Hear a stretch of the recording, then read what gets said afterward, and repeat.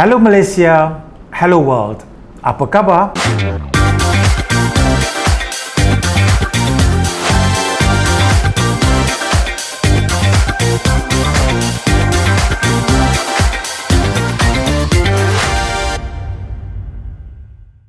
Did you know SEGI is the most ranked private institution?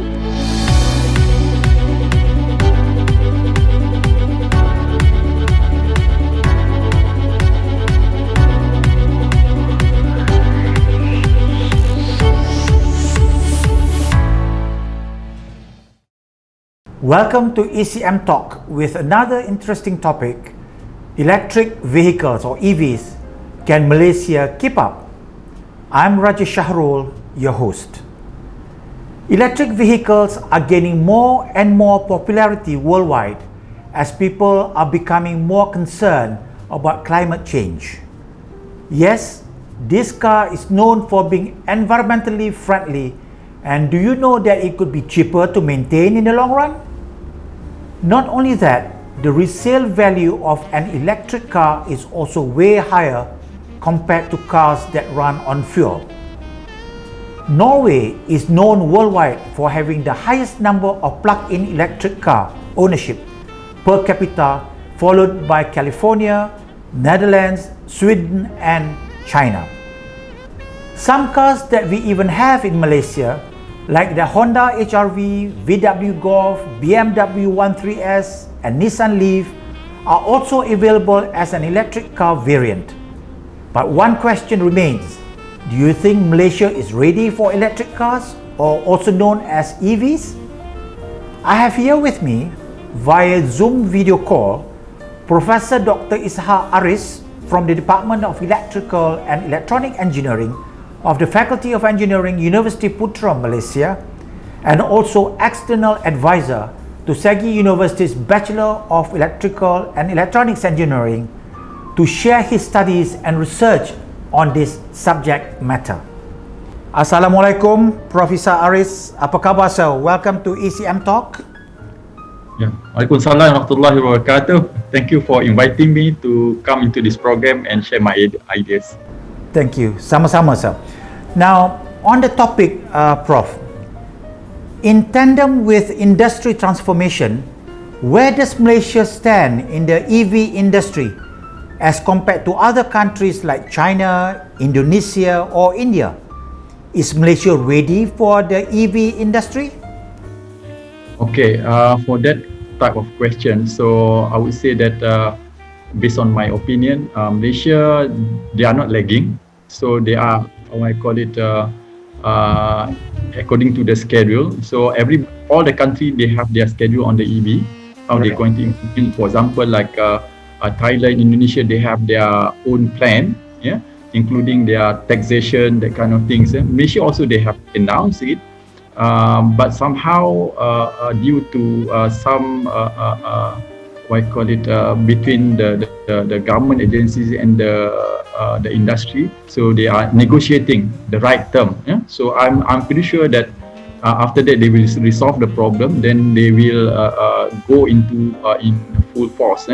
Because, for example, they just wait for the government to announce the right regulation. So based on NEP 2020, of course there are some adjustment here and there based on the taxation.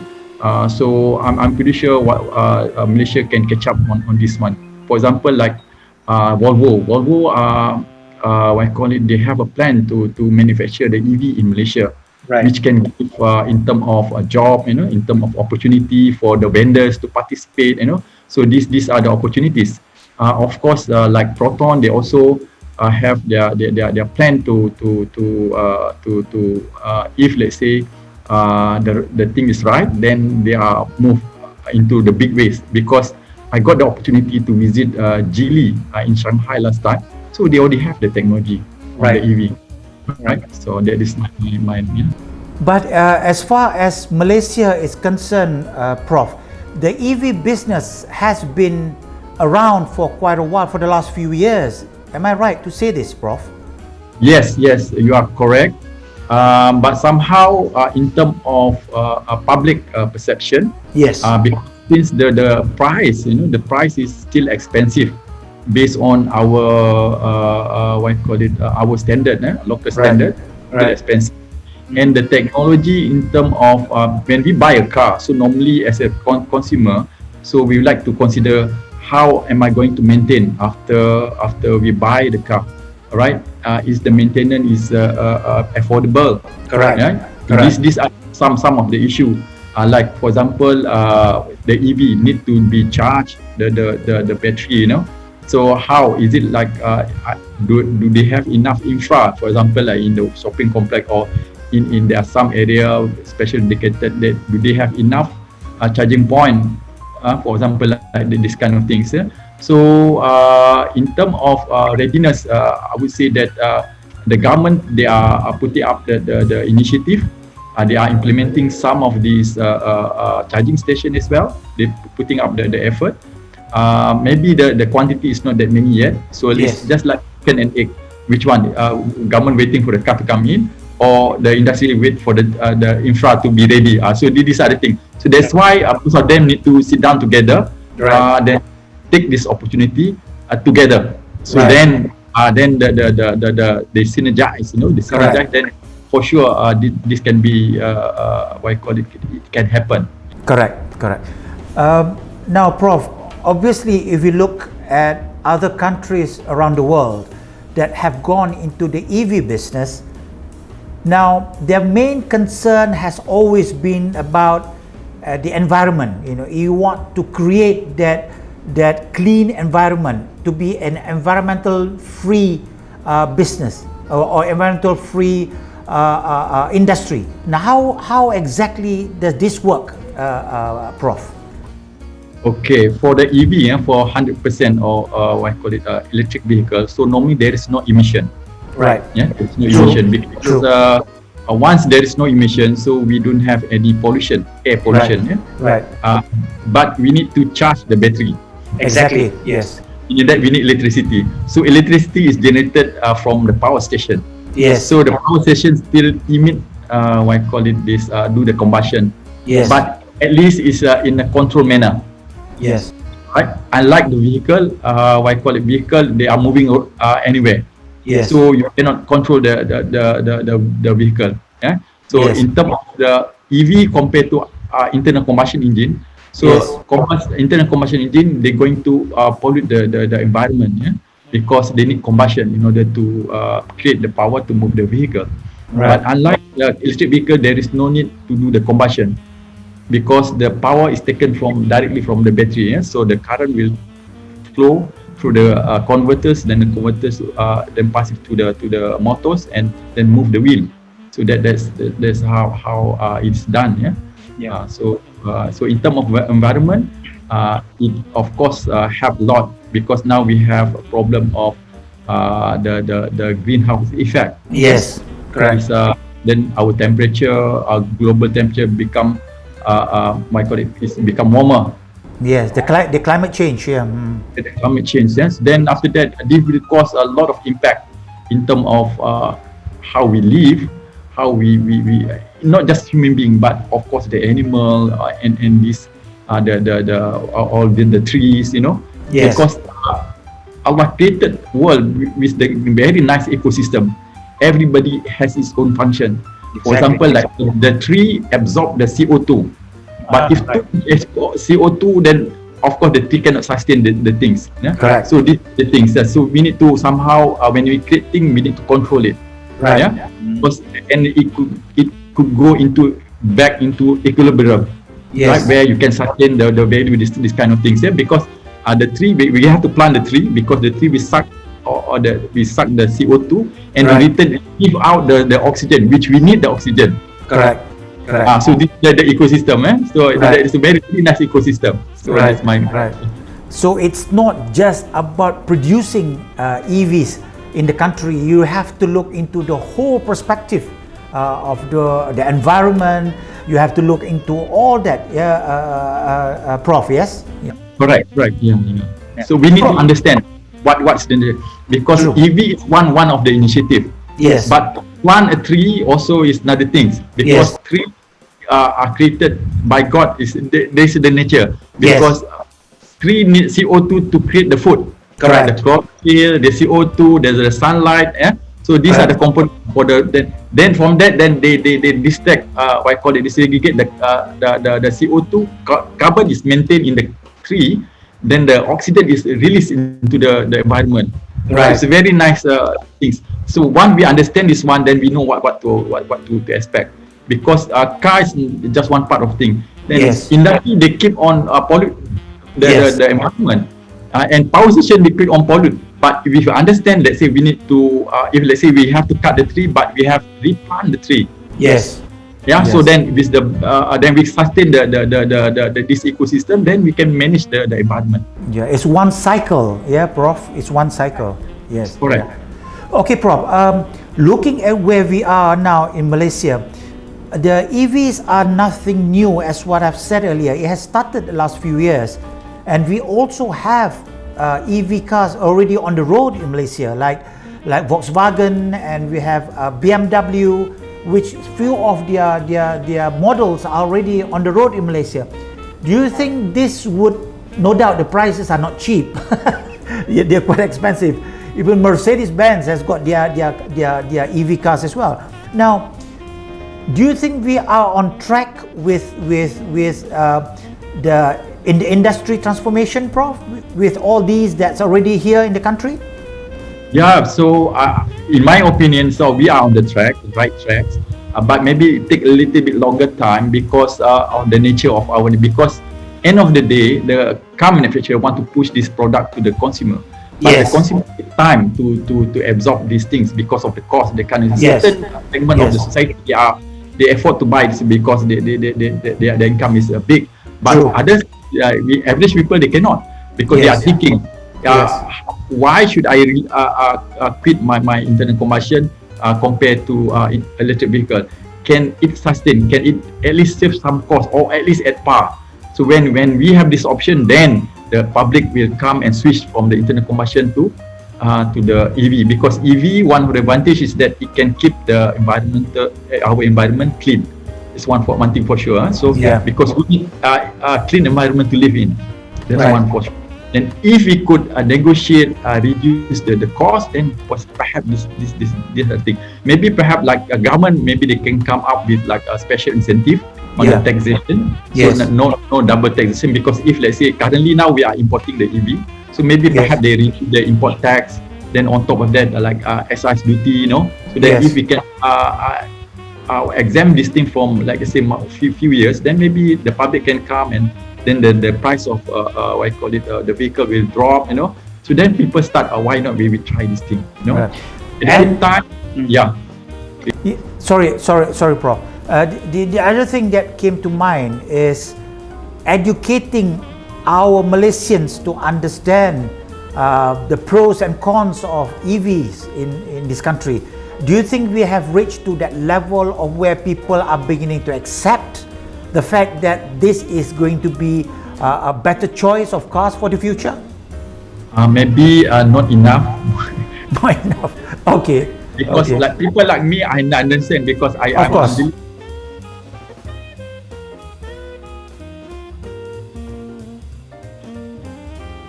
Right. Because car for them is just a device which can transport them from one place to another place. Exactly. They don't bother about what happened to the environment. They don't bother about the things. Correct. Right. But we need to highlight this thing, because for example, like at the beginning, like maybe in the school, they learn about the thing. Maybe the emphasis is not there. Yes. Right. The emphasis is not there. So so maybe perhaps then we need to do the promo, then highlight this thing, again and again. Then I think then people will come and realize this thing. Yes. Yeah. Then from one they realize it, then they said that it's time for us to change. Yeah. Right. Because but of course they need to help the society as well, and because if let's say the price is affordable, for sure people will come in. Exactly. Yes. So then this is the thing lah. How we can create the cheaper version, because one thing for that we are importing, but at the same time we also can produce this thing. I think there are some other company also, they can assemble, they can integrate that kind of things. But we also can produce the technology, like the inverters, the motor, the electric motor. Then we can be part of the thing. By having this one, then we join with the car manufacturer. Then we can also reduce the cost per part based on part of the things, So there's another way to, on top of the taxation, we also can, in terms of technology, we can invest in the technology, then we can create this technology, then we can come up with our own version of the EV. So then we can compete. Because when we create the technology, then we can control the price. Exactly. Right? Yeah. So this is another way to reduce that thing lah. Yeah. To reduce the price of the Yeah. living.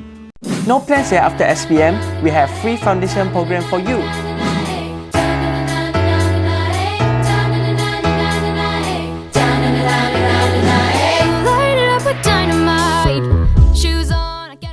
True, Prof.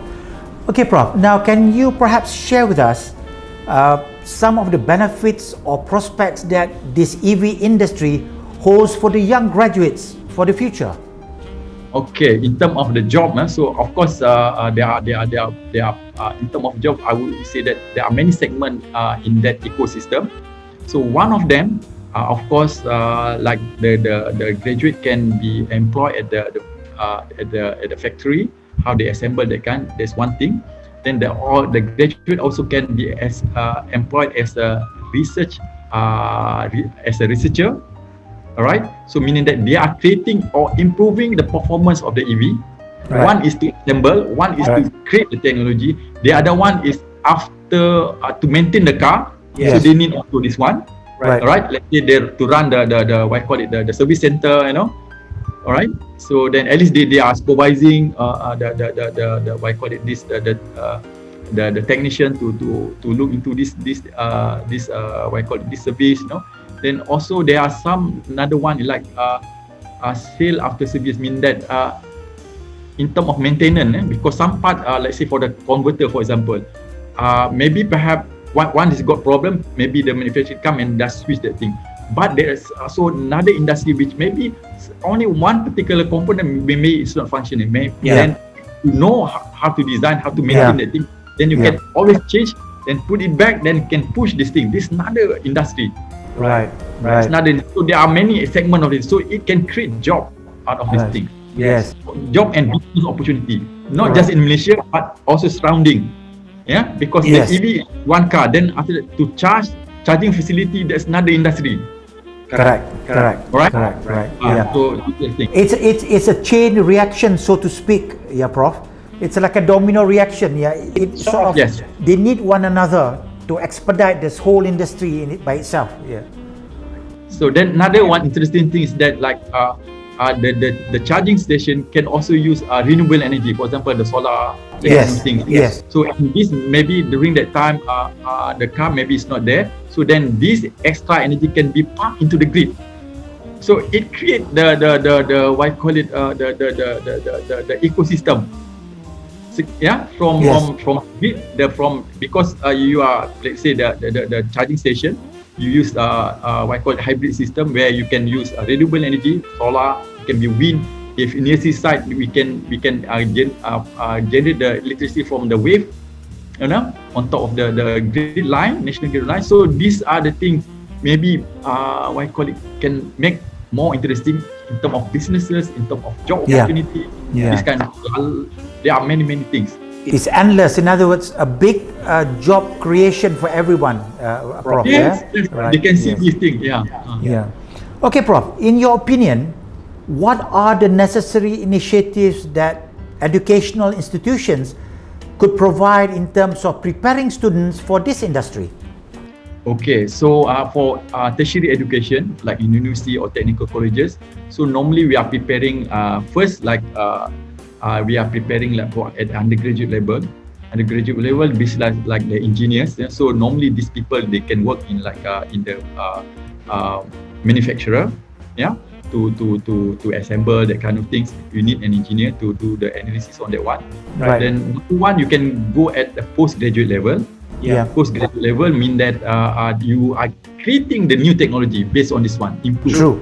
Then the third one is like the technician, maybe at diploma level or certificate level. Yes. All right, which they need to maintain the vehicle.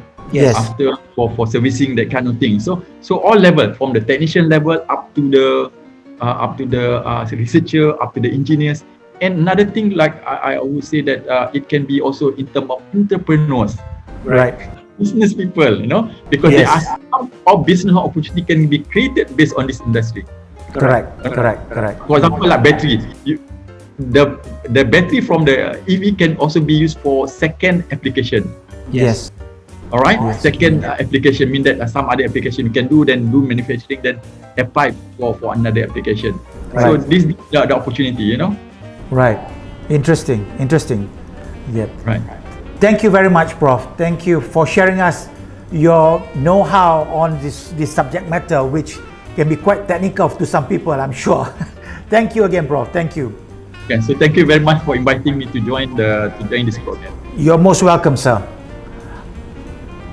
While we should applaud our own country for taking the initiatives to make Malaysia more environmentally friendly with the introduction of electric cars, there are many ways to improve, and we are getting there one step at a time. If you ask us, is Malaysia ready for electric cars today? One answer would be no.